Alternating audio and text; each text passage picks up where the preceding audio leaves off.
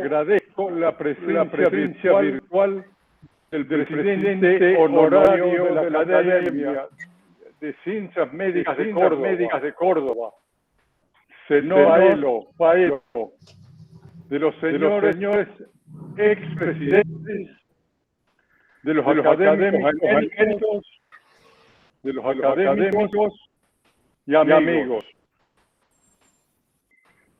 Con gran placer asumo la tarea de presentar la conferencia de incorporación del nuevo miembro titular de la Academia de Córdoba, el profesor doctor Aldo Motura, para cumplir con los requisitos para su incorporación. Disertará en esta oportunidad una conferencia cuyo título es Publicaciones personales en cirugía plástica. Doctor Aldo Motura. Escuchamos con gran interés su conferencia. La presentación estará a cargo del académico emérito José Norberto Allende. Doctor Allende. Sí, estoy a sus órdenes. Si quiere, empieza. Sí, por favor, doctora. Habitualmente a este título se lo valora porque el que lo ostenta pasa a ser un profesional a quien se lo considera una importante autoridad en la materia. Personalmente creo que el profesor doctor Motura merece esta designación por su trayectoria, la cual trataré de sintetizar. Es egresado como médico cirujano de la UNC en el año 1970. Especialista en cirugía plástica, Sociedad Argentina de Cirugía Plástica en 1978. Doctor en Medicina y Cirugía, UNC 1981. Profesor adjunto de cirugía, UNC 1985. Profesor de la International Society of Plastic Surgery en el 2008. Realizó su residencia en cirugía estética y maxilofacial en Alemania 1972-1974. El profesor Motura ha sido presidente de la Sociedad de Cirugía Plástica de Córdoba y de la Argentina, como así también miembro de distintas sociedades de la especialidad del extranjero. Profesionalmente se ha desempeñado como jefe de los servicios de cirugía plástica del Hospital de Urgencias, del Hospital Aeronáutica y del Hospital Privado de Córdoba. Desde el 2012 y hasta la actualidad se desempeña como director de la carrera de posgrado de cirugía plástica de la Universidad Nacional de Córdoba. A lo largo de su carrera, sus trabajos en la especialidad han sido premiados en diferentes congresos y sociedades de cirugía plástica. El profesor Motura dejará reflejada aquí su experiencia personal durante 50 años de labor. Número 1. Trabajos anatómicos de investigación en cadáveres, un periodo que abarca 9 años. Número 2. Experiencia en 20 años de cirugía reconstructiva y maxilofacial y corporal en el Hospital de Urgencias de Córdoba. Número 3. Publicaciones en cirugía estética y reconstructiva mamaria.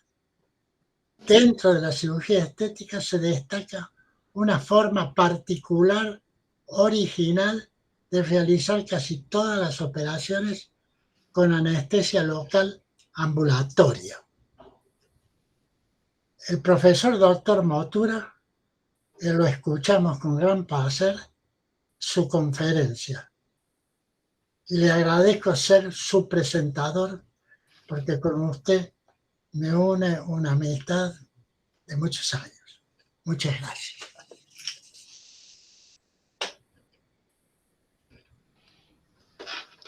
Muchas gracias, profesor Norberto Allende.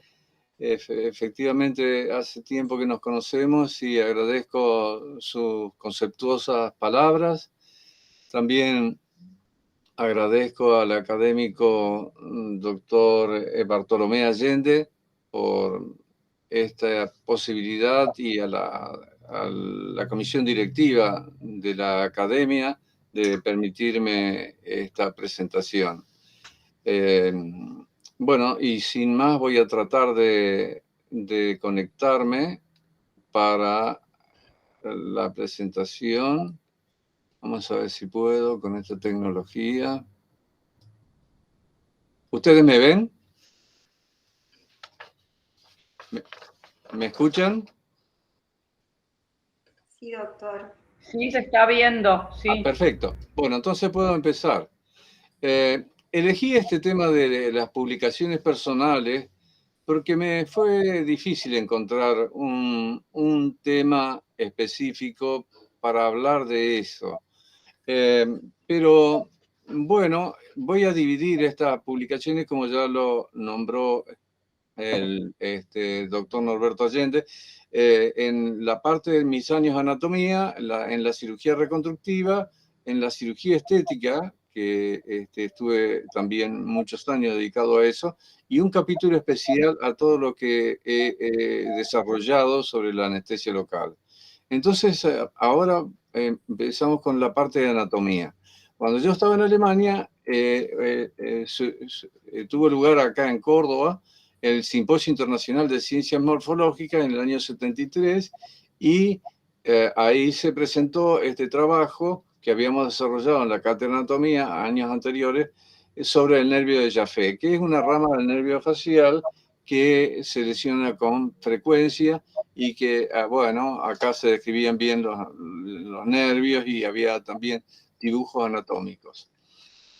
También publiqué en la revista de Argentina de Cirugía Plástica, en el año 77, sobre la inervación de la musculatura depresora del labio inferior, que era un tema también que venía casi de la mano del anterior, del nervio de Jaffe, pero este era de la musculatura del labio inferior, que era con cadáveres en adultos y también en disecciones en niños.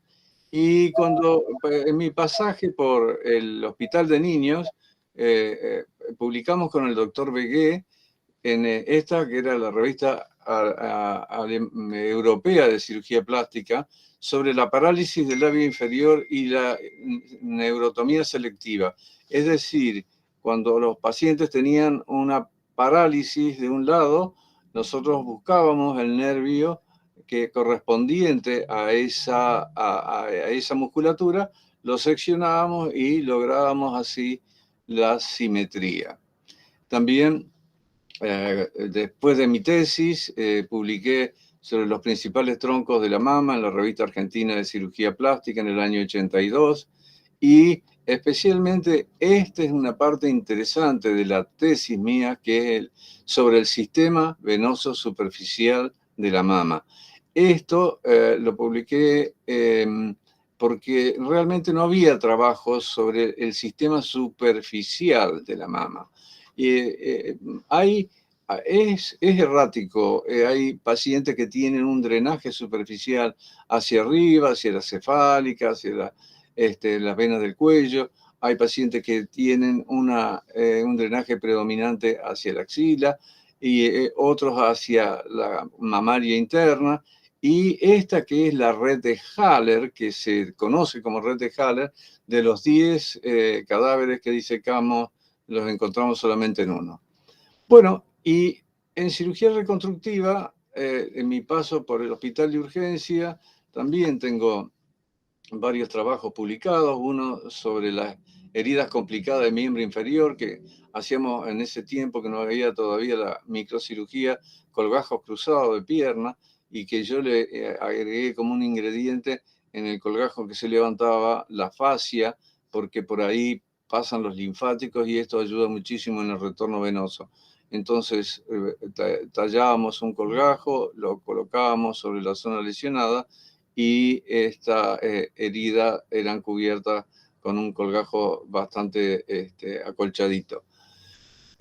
También, como yo estuve en la época de la guerrilla, desgraciadamente, publiqué este colgajo, que era un colgajo miocutáneo cruzado de muslo, en la revista europea de cirugía plástica en el año 83, porque, bueno, por una explosión de una bomba, esta mujer tenía una fractura expuesta del fémur y no había posibilidades porque estaba toda la piel circunvecina, estaba muy lacerada, entonces tallamos un colgajo músculo cutáneo con músculo sartorio del recto interno, lo colocamos sobre la lesión, sobre la parte donde estaba el fémur expuesto, y al tiempo esto surgió una cobertura muy buena que le permitió a la paciente osificar su fractura y poder deambular. Después, también con respecto de las fracturas de órbita, en la misma revista argentina de cirugía, publiqué esto que era el uso de la dura madre liofilizada que yo traía de Alemania y que poníamos en las fracturas en el piso de la órbita cuando los pacientes tenían esos traumatismos. Entonces, de esa forma reporté esa experiencia que teníamos en ese momento. Y también la revista Ibero-Latinoamericana sobre una fractura complicada, porque el recto interno en un paciente quedó atrapado, tenía muchísimo dolor.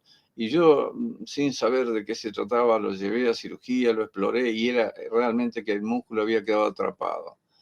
También en la revista Ibero-Latinoamericana publiqué el cierre de las fisuras labiales con el procedimiento en onda, que era lo que se hacía en el hospital en donde yo estaba en Alemania, y que con el doctor Goetz-Eman logramos esta publicación muy interesante. Era una forma de cerrar los labios y con buenos resultados.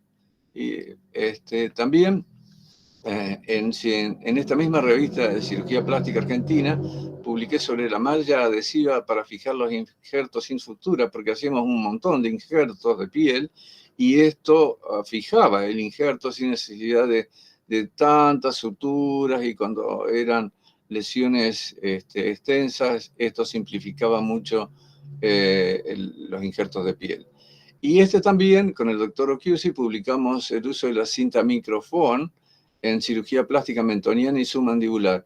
Y ahora, 30 y pico de años, 40 y pico de años después, todavía la sigo usando. Todavía, esta cinta de Microform. Pero el trabajo más interesante y más importante fue el de las osteosíntesis por compresión como método para el tratamiento de la fractura de maxilar inferior.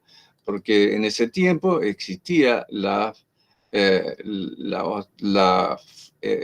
osteosíntesis por compresión, que era impactando los extremos óseos para facilitar la osteointegración y osteosíntesis de la fractura. Yo aquí había copiado y tenía quien me hacía unas placas de un acero y usaba esto antes de las microplacas. Después vinieron las microplacas. Y esto, bueno, mereció un comentario muy interesante de la revista Plastic Surgery de un cirujano maxilofacial americano. Y también publiqué esto, que teníamos tantos politraumatismos que, acordándome de las urgencias diferidas de la mano, utilicé un procedimiento similar para hacer un abordaje diferido, un tratamiento diferido de las heridas de la cara, a veces muy compleja, mientras el paciente se recuperaba de los otros politraumatismos, de las heridas abdominales o torácicas. Y después lo operábamos 2 o 3 días después del accidente, mucho más tranquilo.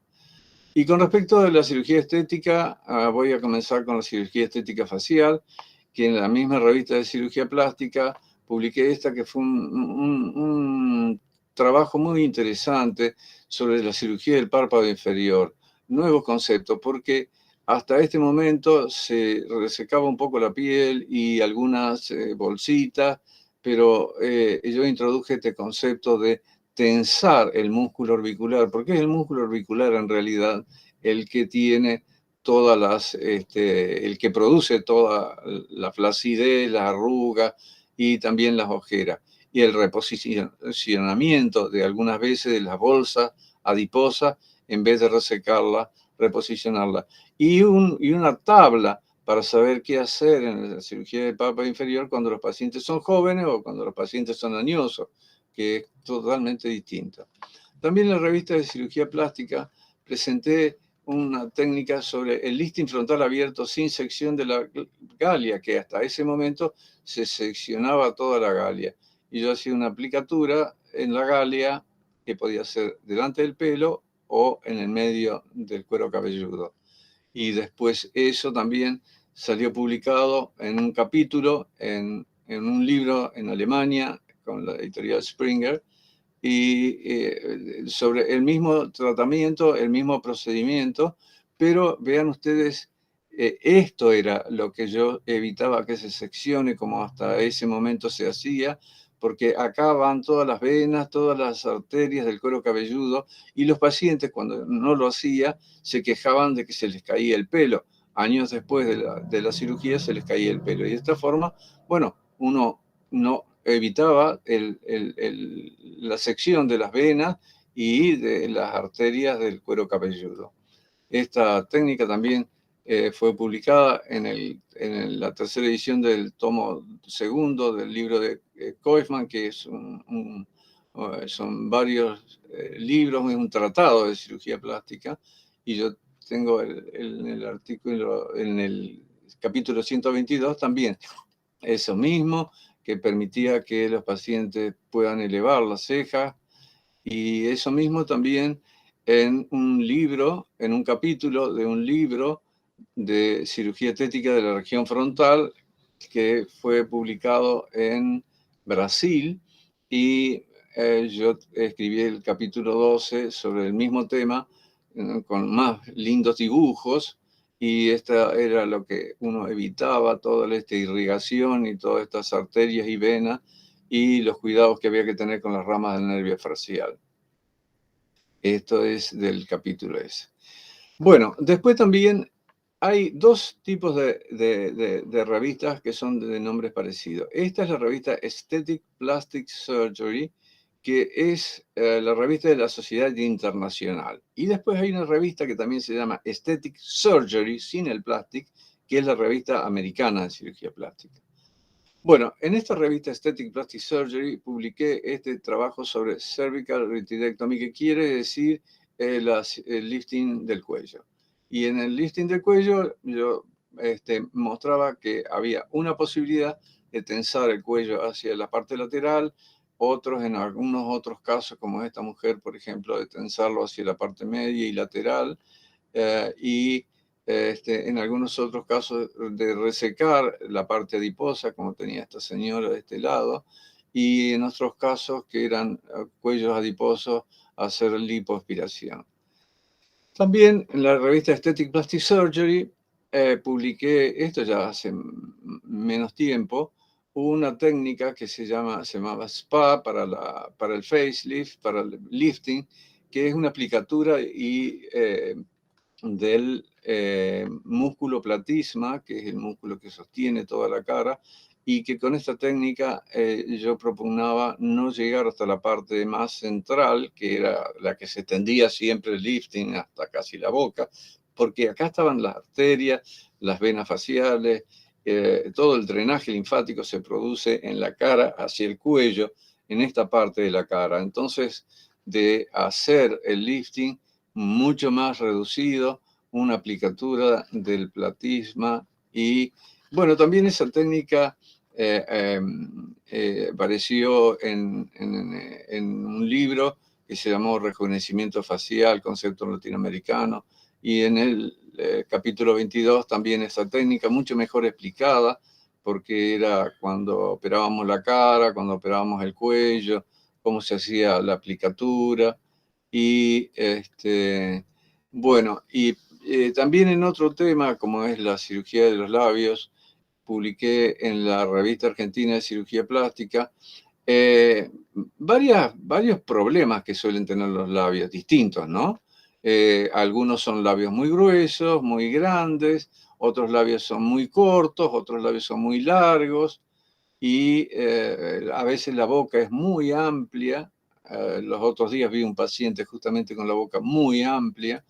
Y bueno, y después también he publicado en la revista Plastic and Reconstructive Surgery, que es la revista más importante que hay en el mundo de la especialidad, un trabajo sobre aumento del mentón usando los injertos osteocutáneos, osteocartilaginosos, de la nariz, de la rinoplastia. Cuando uno hace una rinoplastia, reseca parte de la nariz, parte de los cartílagos, el septum, y así armaba una especie de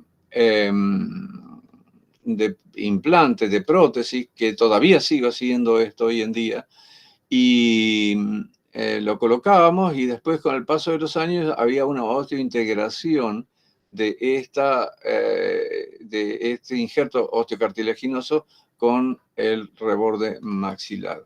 Y de esta forma, por ejemplo, esta paciente que tenía una jiba y poco desarrollado el mentón pasaba a tener una nariz mejor y un mentón más proyectado.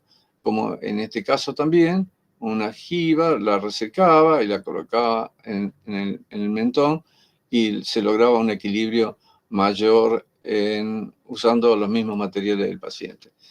Este trabajo es también interesante porque no había, es el único trabajo que hay sobre el postoperatorio de un lifting. Y yo tenía algunos problemas con los vendajes, el edema, muchos equimosis, y entonces, bueno, en algunos pacientes colocábamos un catéter, medíamos la presión venosa y cómo variaba en distintas partes de la operación, y cómo variaba cuando la presión venosa subía, cuando le colocábamos un vendaje. Entonces, todo el drenaje de la cara se alteraba. Esto es con inyecciones de tecnesio que hizo en un paciente, cómo se ralentizaba la reabsorción de los hematomas cuando, por ejemplo, usábamos una compresión con un vendaje en la parte central del cuello. A partir de ese momento hay varios cirujanos en el mundo que han dejado de usar los vendajes en el cuello porque, bueno, eso causa muchos hematomas, un edema muy prolongado. Y también para las fisioterapeutas, cómo hacer el drenaje linfático invertido, porque se invierte en todo el drenaje linfático. También en la revista Aesthetic Plastic Surgery presenté un tema que a mí me llamaba mucho la atención, que no podía resolver hasta que le encontré la vuelta, que era las columnelas cortas y los labios cortos. Ya van a ver ustedes cómo es esto, que los pacientes tenían la punta de la nariz retraída y el labio muy corto. Entonces yo desarrollé una forma de proyectar la punta de la nariz y de bajar el labio, que es más o menos con este gráfico, cómo se proyectaba la punta de la nariz, y cuando uno seccionaba el depressor septinasi, que es un músculo que viene de la punta cuando uno lo reseca y desacopla del labio, la nariz se puede proyectar y el labio se puede bajar. Como en este caso, que la punta estaba retraída y la mujer tenía el labio muy corto, cómo se puede alargar el labio y proyectar la punta nasal. Y eso también está en un libro, en un capítulo de un libro en Brasil, que se publicó sobre los refinamientos en cirugía plástica, y yo tengo este capítulo sobre la columela y el labio superior cortos, que es más o menos lo mismo que acabo de decirle, cómo este músculo hay que resecarlo para bajar el labio, cómo se reseca y cómo es posible que la nariz se proyecte la punta y el labio se baje. Después también, hace unos años, publiqué en el Aesthetic Plastic Surgery sobre el uso de un osteótomo nasal con doble guarda, doble guía, para no lesionar la mucosa ni el periósteo, que es lo que hace sangrar a la cirugía de la rinoplastia. Entonces, fue un diseño que hice, que lo patenté, está patentado con una patente internacional, y que esto permitía que el escoplo entrara en esa tunelización del periósteo, hiciera la osteotomía sin lesionar ni la mucosa y el periósteo. Acá se ve más en detalle y aquí el escoplo en acción. Y esto permitía que al día siguiente los hematomas fueran muy pocos, el edema fuera muy poco, y a los 7 días, cuando sacábamos las cintas, el paciente en algunos casos no tenía rastros de la operación. Y después en la revista que hizo un libro que publicó la Sociedad Ibero-Latinoamericana, lo mismo, cómo minimizar el trauma quirúrgico con otro nombre distinto y otros tips para evitar que el paciente tuviera moretones o hematomas o equimosis, como sabíamos ver en el pasado. Y con el doctor Pedro Cremona publicamos hace 2 años sobre la rinoplastia estética primaria, las revisiones que se hacen. Esto no hay trabajo así de este tema en la literatura internacional. Tenemos algunas citas así vagas, pero bueno, nosotros en 3 años hicimos un estudio de nuestras revisiones, a ver qué le pasaba a los pacientes, por qué volvían, qué nos fallaba, y llegábamos a una conclusión de 183 rinoplastia, teníamos una recurrencia del 8%. Ahora, entrando en la cirugía mamaria, con el doctor Prosikevich, publicamos sobre la mastoplastia reductiva periareolar en el año 96, que estaba de súper moda, esta mastoplastia reductiva, es decir, nosotros hacíamos la reducción mamaria y dejábamos solamente una cicatriz periareolar y evitábamos todas las otras cicatrices. Pero no todos los casos eran igualmente con buenas cicatrices. En algo parecido publiqué en esta revista Aesthetic Surgery Sin el Plastic, es la revista americana. En el 2007 publiqué este trabajo sobre levantamiento de la mama, mastopexia y aumento con prótesis por una técnica periareolar, es decir, colocábamos las prótesis detrás del músculo pectoral, suturábamos el músculo pectoral, cerrábamos la vía de entrada y después cerrábamos la piel alrededor de la areola, dejando una cicatriz periareolar. En el 1998, en esta publicación grande, en un libro grande que hubo en Alemania sobre la cirugía estética, yo presenté por primera vez esto que dice circunverticale mama reducción plástica, es decir, son los alemanes, pero en realidad era una técnica circunvertical para la mastoplastia reductiva. Hacíamos una resección de la glándula mamaria y después cerrábamos la piel de forma tal de que quedaba una cicatriz vertical pequeña, y esa fue la primera vez que apareció la palabra circunvertical. Después la publiqué en la revista americana, Aesthetic Surgery, también sobre el mismo tema. Hacíamos grandes resecciones y la dejábamos con una cicatriz vertical que no cruzaba el surco submamario. Y esto también después me pidieron para publicarla en la revista internacional de cirugía estética, la Aesthetic Plastic Surgery, igual Circumvertical Reduction. Y cómo eran los tips, los peers, las pequeñas detalles de las técnicas. También se publicó en una colección que hay, Clinics in Plastic Surgery en Estados Unidos, y sobre la física, cómo era el cierre de la piel, las presiones.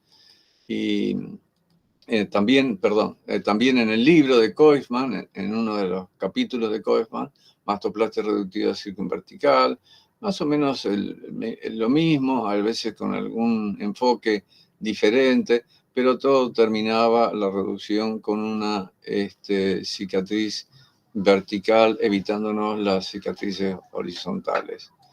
En este libro, también que publicamos con Bucky de Pensilvania, el capítulo 13 habla sobre la técnica circunvertical, y sin que nosotros pidiéramos autorización, la editorial que era Saunders y Elsevier,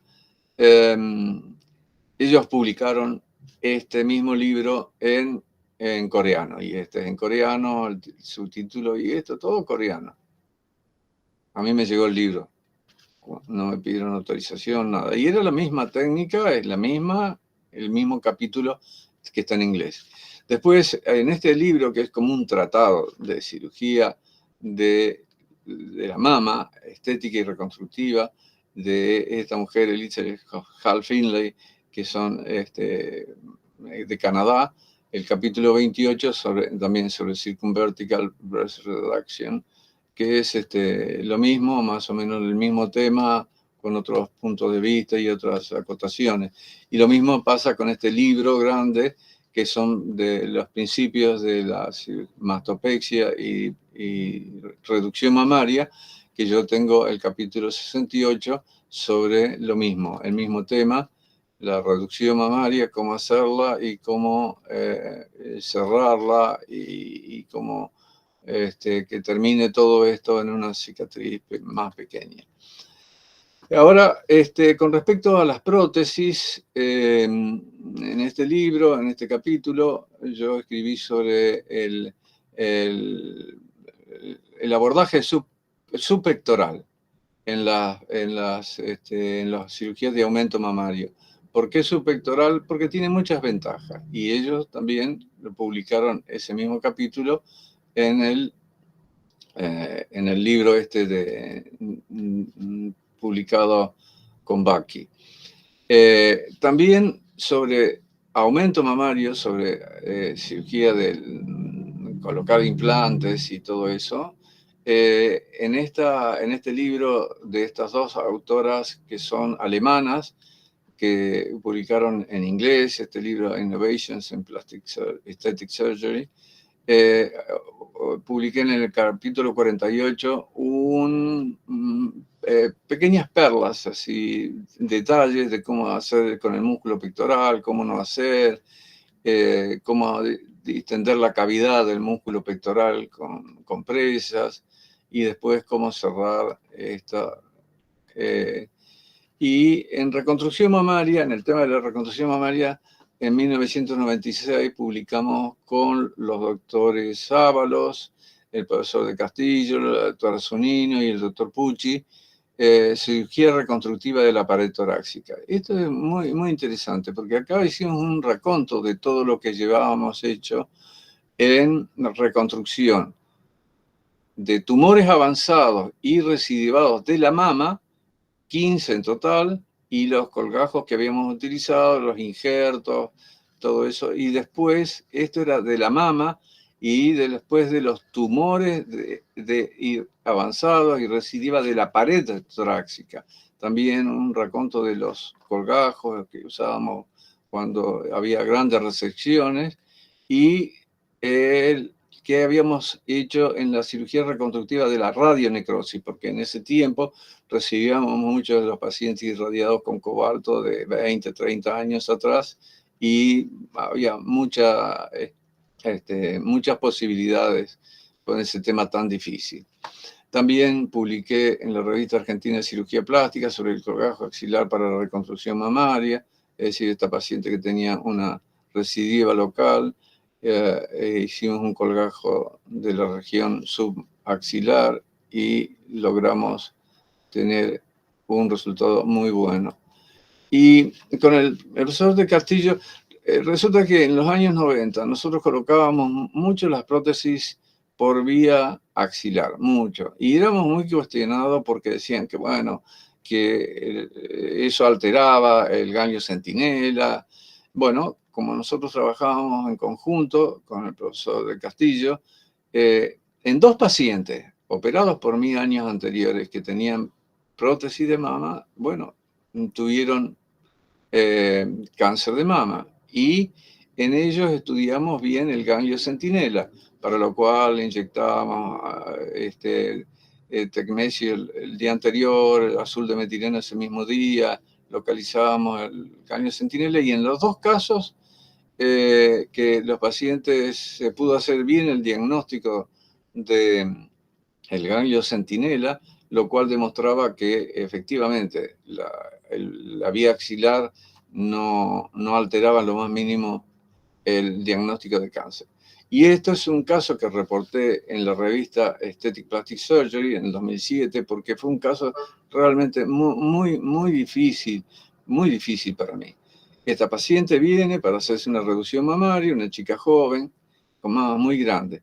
Bueno, le hice una reducción mamaria bien amplia, bien buena, digamos. Pero al año aparece igual, casi igual, como si no lo hubiera operado.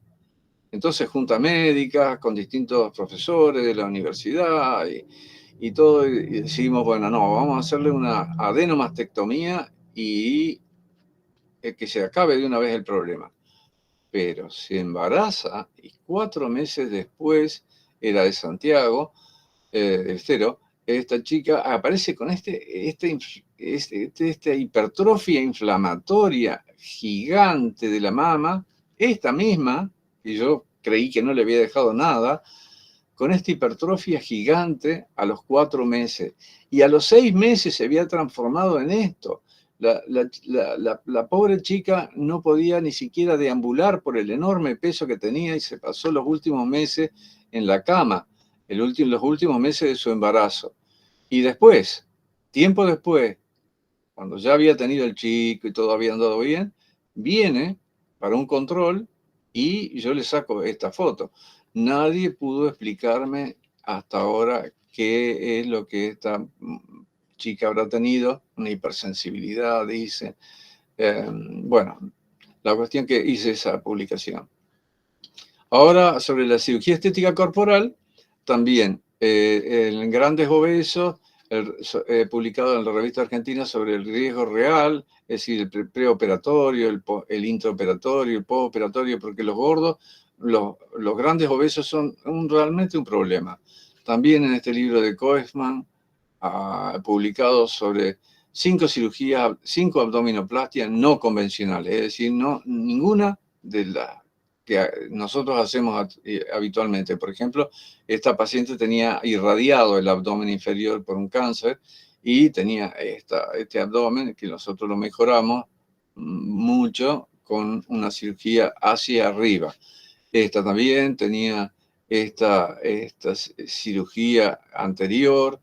Hicimos una técnica vertical, que en ese momento mucho no se hacía. En este caso de un paciente obeso grande, tenía una ventración muy grande y, bueno, tratamos esta ventración y no usamos ninguna malla. No puedo contarle los detalles. Y este hombre también tenía una eventración grande y solucionamos bien el problema sin una malla quirúrgica. Y también en este libro, en otro capítulo, métodos alternativos para la cirugía del abdomen. Y acá estaba una forma, otra forma, los abdómenes circulares. Y esto es una técnica que ahora se usa muchísimo bajo otro nombre, pero que en ese momento no se conocía, que era la resección inferior y después resecarle la grasa con lipoaspiración. Y también con las eventraciones, cómo hacer, y los abdómenes secundarios, es decir, los abdómenes que habían estado operados pero no tenían buen resultado estético. Este trabajo sobre lipoaspiración fue en 1991. Había todo un debate, cuál era la presión que tenían que tener el motor para aspirar y cuál era la más conveniente, y todo un debate a nivel mundial. Y yo pude demostrar, poniéndole un preservativo atrás de la cánula, que la grasa, en algunos casos, en la mayoría de los casos, drena, simplemente drena, que la presión de aspiración acelera la salida, pero es más importante el curetaje, el movimiento de la cánula, que el de la aspiración.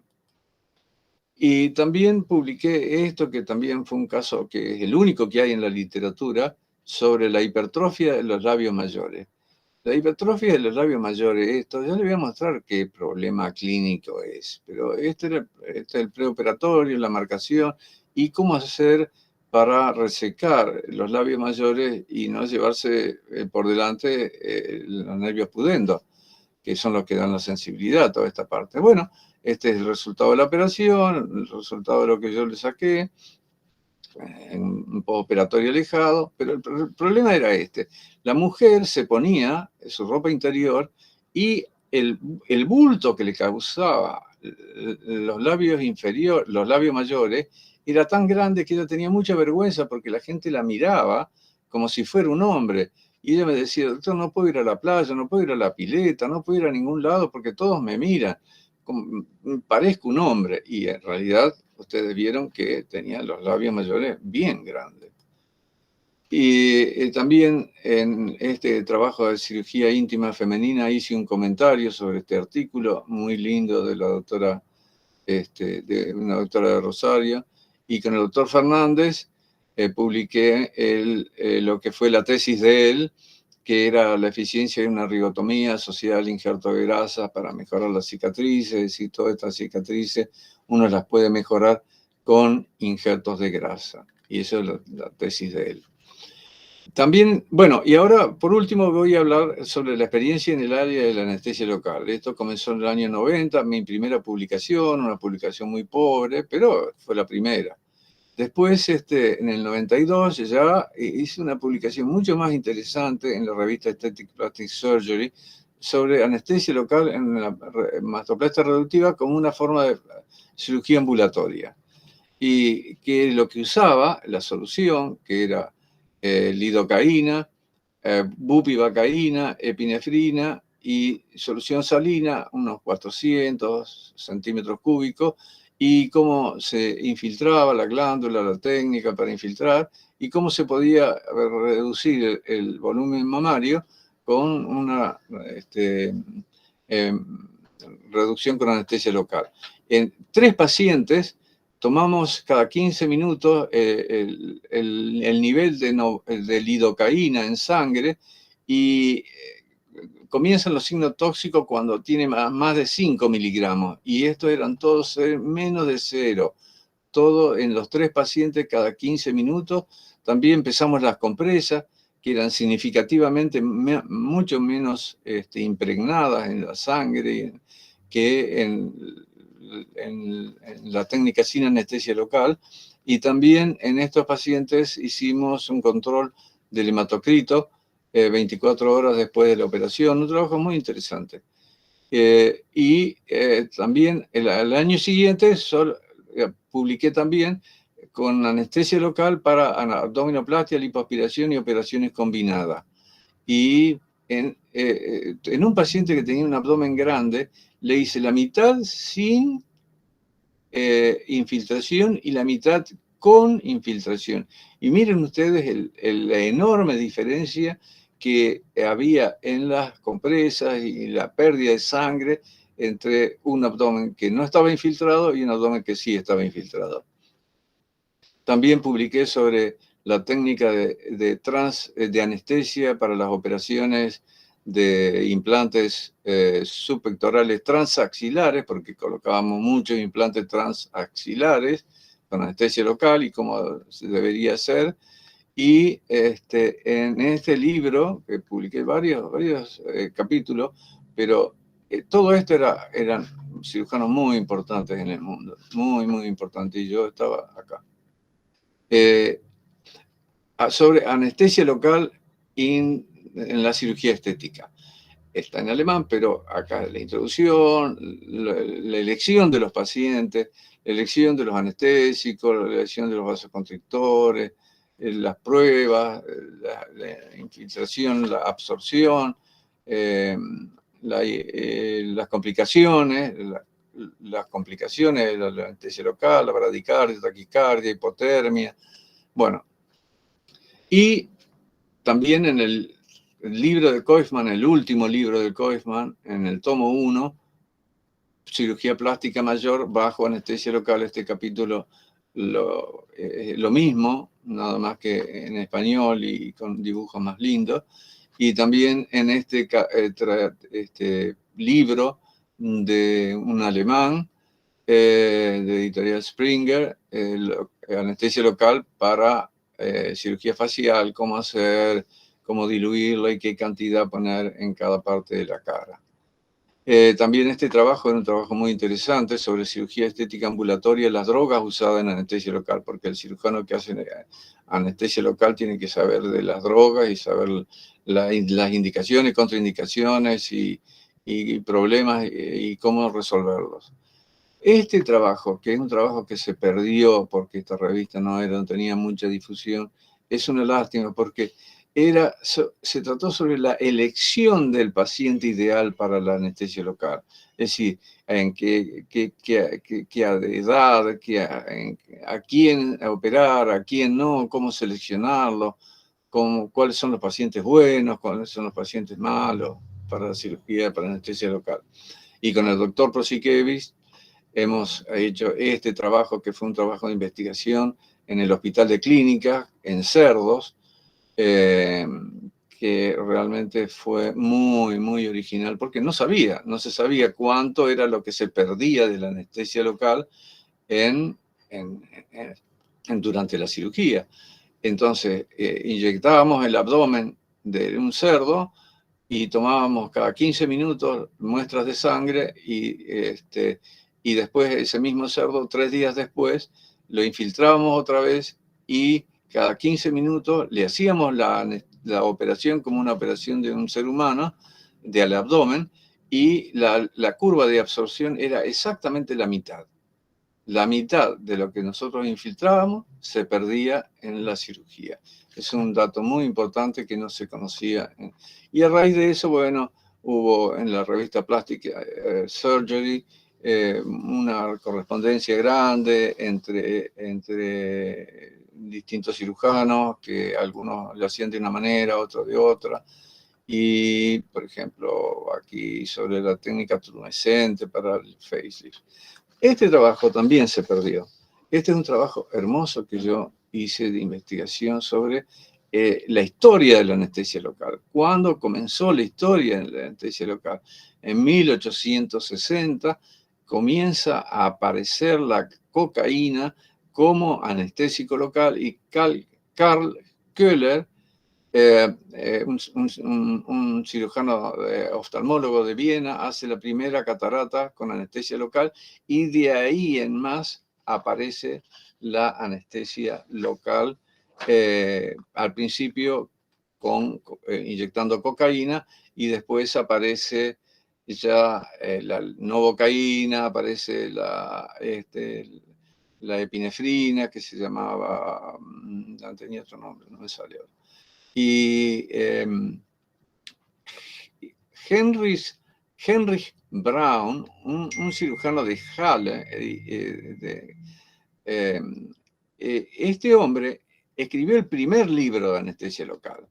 El primer libro, cirujano de Heidelberg, perdón. El primer libro de anestesia local.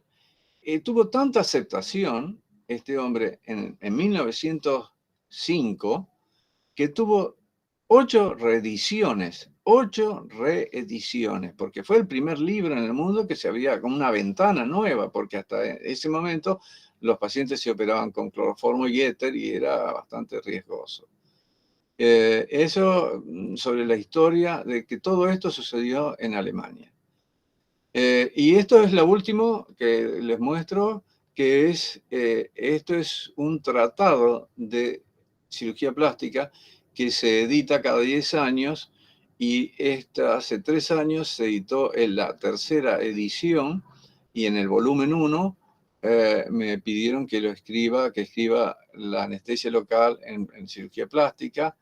Y eso hice, lo mismo que les he mostrado en otras oportunidades anteriormente, el uso de la epinefrina, la anestesia carbonatada, el uso de preemptive, que es un uso especial de la anestesia local, cómo se revierten los efectos de la sobredosis, los efectos adversos, bueno, la toxicidad y una discusión interesante sobre cada una de las drogas usadas. Bueno, esto ha sido la parte científica que yo he podido documentar en estos 50 años de la práctica profesional en la especialidad de cirugía plástica, y esto es lo que traigo a ustedes como una muestra de, bueno, lo que he hecho en toda la especialidad de cirugía plástica, todo menos la microcirugía que vino después. Muchas gracias por su atención. Doctor Motura, muchas gracias por su muy interesante presentación. Quedé impresionado, para serle franco, por la cantidad, calidad y la innovación que usted presentó en sus distintas publicaciones y en su experiencia. Está en consideración la presentación del doctor Motura para los distintos miembros de la academia. Por favor, los que quieran hacer una pregunta, que levanten la mano. Doctor Ferreira, ¿usted levantó la mano, doctor? Sí, así es. Bueno, yo quiero felicitar al doctor Aldo Motura por esta excelente presentación y evidentemente porque prácticamente nos ha mostrado cuál ha sido su vida médica en la especialidad, como él bien dice, en los últimos, no quiero decir la edad para no herir susceptibilidades, pero realmente una gran felicitación, doctor Motura, y creo que yo fui uno de los que le hice el bichito que lo picó para que usted se presentara en el concurso de la academia. Bueno, efectivamente.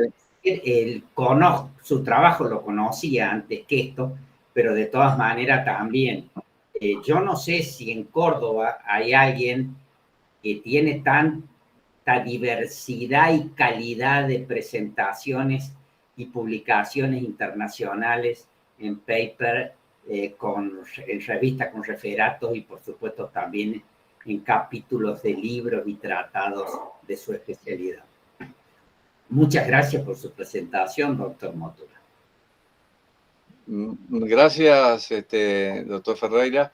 Efectivamente, usted ha sido uno de los motivadores de esta presentación, pero quiero mencionar a una persona que ha sido un viejo amigo mío, que ha sido el doctor Saracho Cornet. cuando el doctor vivía cerca de la entrada lateral de la avenida Valparaíso del Jockey Club. Yo jugaba al tenis ahí con usted, como usted juega al tenis ahí en las mismas canchas, y él pasaba siempre con su señora, y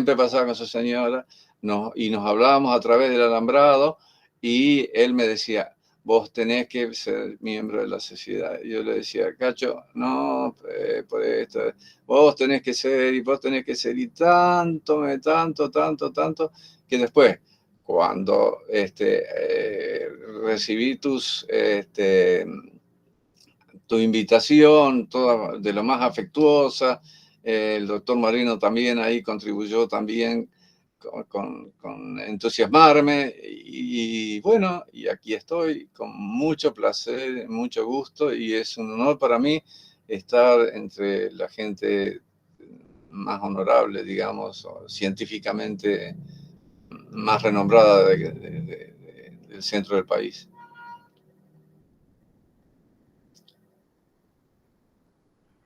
¿Hay alguna otra pregunta?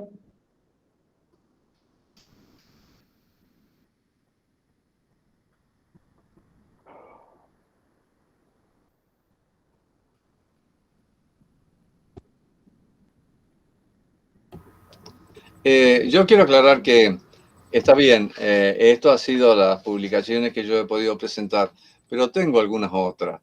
Tengo algunas otras que no las he podido encontrar. Se me han perdido, se ve que se las he prestado a alguien, o hay libros que no encontré, que son cosas que uno, cuando las necesita, las busca y se da cuenta de que no las tiene. Pero tengo algunas otras también. El doctor Moreno levanta la mano. Sí, bueno, sumarme a las felicitaciones del doctor Ferreira, el doctor Motura, un investigador, casi digamos hasta la obsesión, buscando los resultados, un estudioso. Hoy sería muy importante que todo este material lo conociesen aquellos que se inician en la cirugía. No digo en la cirugía reconstructiva, sino en la cirugía general. El manejo de la anatomía, el manejo del porqué y el cómo de la anestesia local ahorrarían muchos problemas. Y eso tendría que ser el ABC del entrenamiento de un cirujano general. Doctor Motura, muchas gracias por la conferencia, muchas gracias por su amistad. Bueno, muchas gracias, doctor Moreno. Si yo tengo un minuto, voy a contarle una anécdota interesante sobre la anestesia local.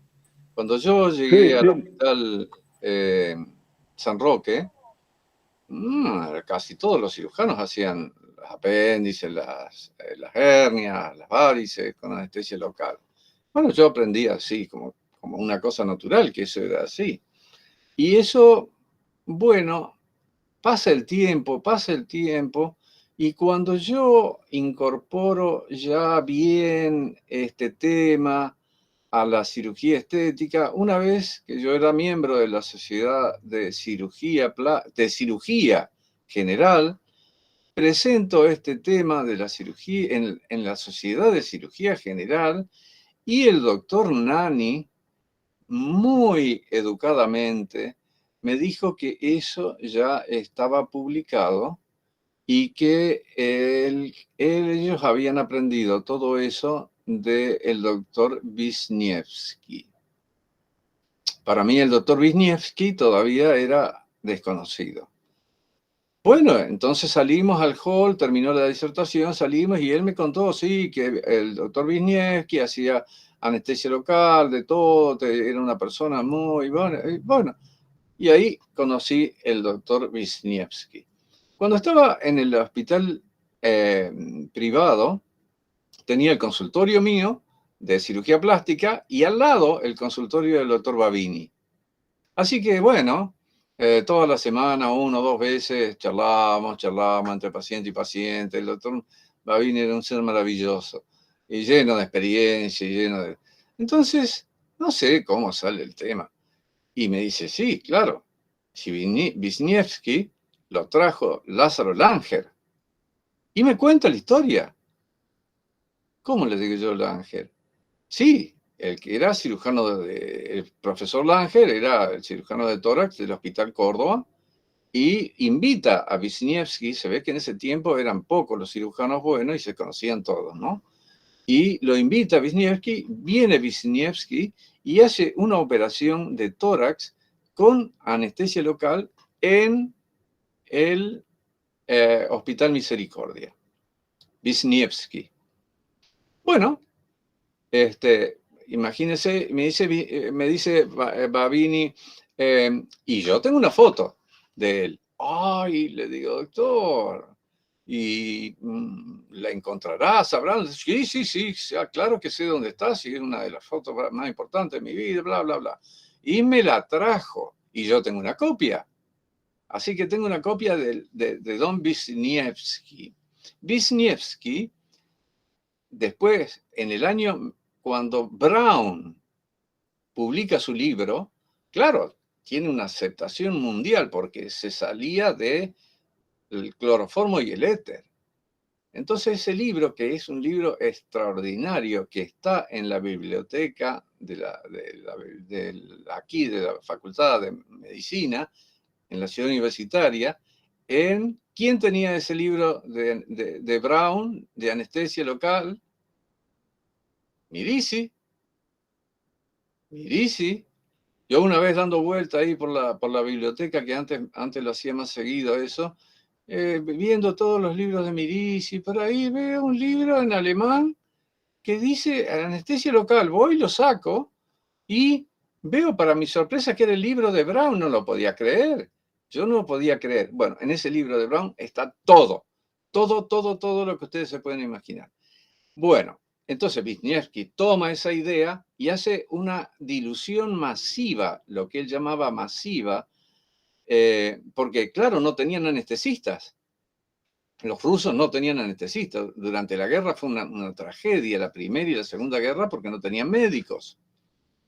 Entonces, Wisniewski ideó una forma de hacer una dilución grande, como de 1 litro, con solución salina y la misma cantidad de anestesia. Y con eso hacía sus operaciones.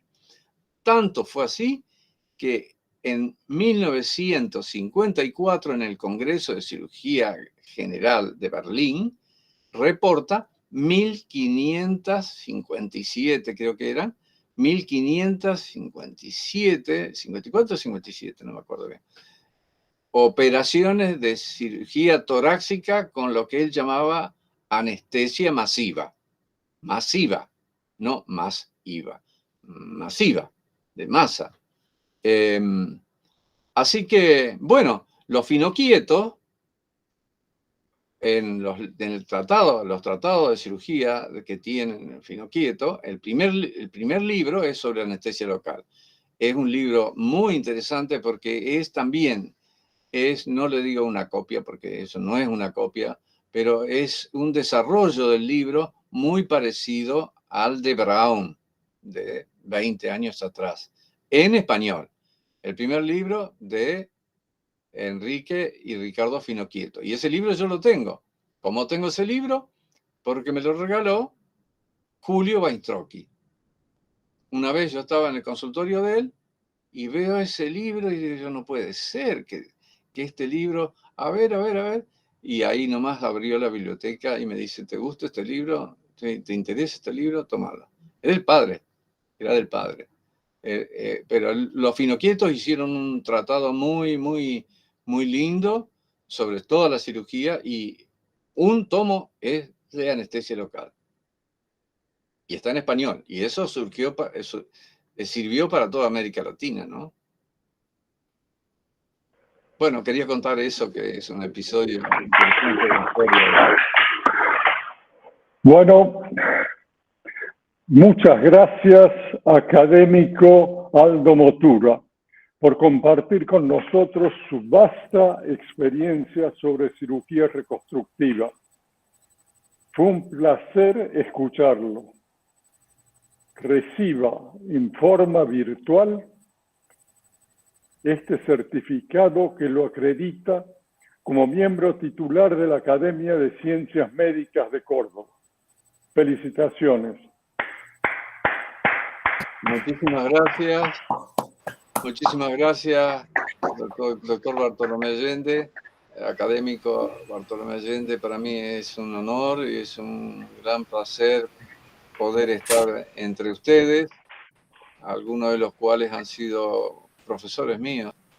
Y bueno, va a ser un placer estar en las reuniones y tomar parte de esta Academia de Medicina de Córdoba. Muchas gracias.